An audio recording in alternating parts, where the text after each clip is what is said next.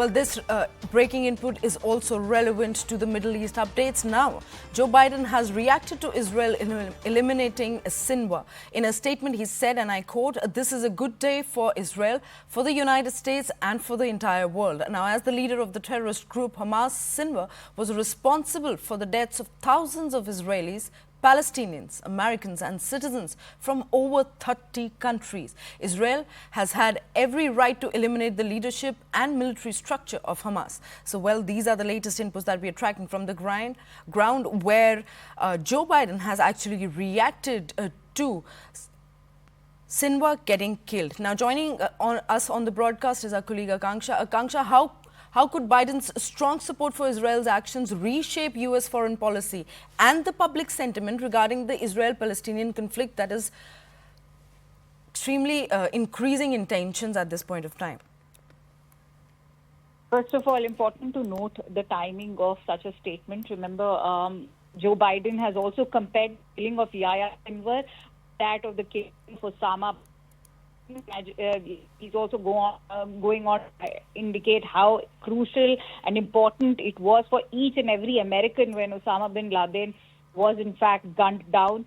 And that is, he's saying that Israel has the right to eliminate the leadership of Hamas as well. And let's not forget, as we've been talking about, Kohina, the timing of this is very crucial. U.S. is headed into presidential election. Osama bin Laden was killed during the Obama administration, as we all know, was another memorable democratic administration. But having said that, we've seen how supportive Donald Trump has been in his own policy, especially when it comes to the Palestinian issue.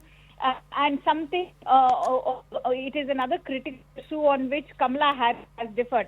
So for Joe Biden to be extending that word of support over to Israel means a lot for Netanyahu. It also means that now he'll be safely able to shift focus away from Hamas over to Hezbollah, end Hezbollah and of course Iran, and it will also broaden Israel's own military scope. This is also a word of support for Netanyahu at a time when we all know his political position had dwindled when the war had taken off soon after that October 7 attack of Hamas. But it's almost a vindication of what Netanyahu has so far believed in. He's believed in the military prowess of Israel. He's been talking about it. The United States was very wishy-washy in it came to support to Israel. But with Biden, in fact, extending that support and joining in Israel's sort of celebration of Yahya Sinwar's killing, it is cementing that in Israel's military powers. Not to forget that this is only going to lead to greater strategic momentum for Netanyahu, and the killing will also boost confidence in Israel's own deterrence strategy that will encourage further military operations now, as I shifted focus away from Gaza over to Lebanon and, of course, to counter Iran.